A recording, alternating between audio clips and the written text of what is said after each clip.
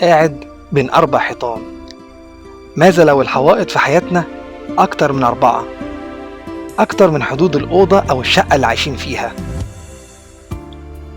ماذا لو كان عدد الحيطان اللي بنشوفها بعدد الأشخاص اللي مروا في حياتنا؟ كل شخص في حياتنا باني معانا حيطة متعلق ومرسوم عليها تاريخنا سوا، سواء كان حبيب أو قريب أو جار لينا أو حتى زميل لينا في الشغل.